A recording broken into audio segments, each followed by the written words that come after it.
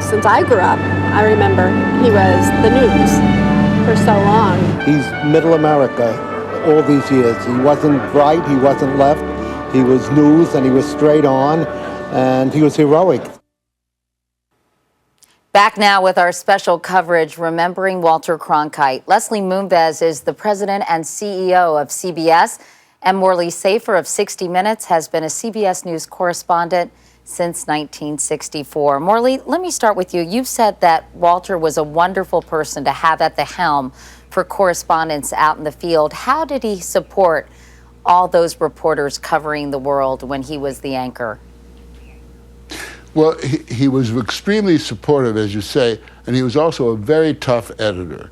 And I think the combination of that made you work even harder. You wanted to be not just right, you wanted to nail every story. But he also acted, how can I say this politely, as a kind of buffer, as a friend in court, a buffer between you and the brass. Les, you're the brass. You covered Vietnam with Walter, and he went to the front lines to talk with the troops on a number of occasions.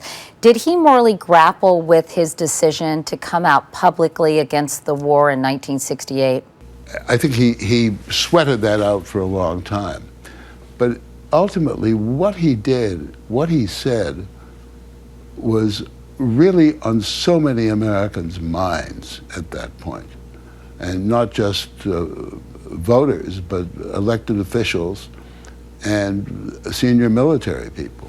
Les, what do you think Walter Cronkite meant to the evolution of TV news and to the institution of CBS News in particular?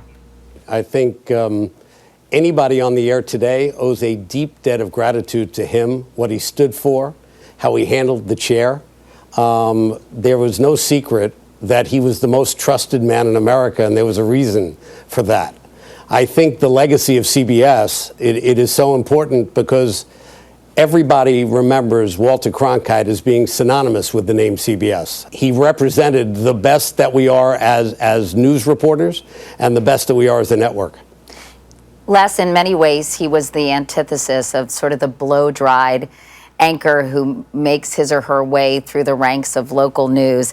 If a young Walter Cronkite walked into your office today, do you think you would hire him? I sure hope so. What stood out about him was his honesty, his integrity. He represented all of us, and I think that's what made him so trusted and so successful. And I would hope if a young Walter Cronkite walked in the door, I would hire him. Les Moonves and Morley Safer, thank you both so much.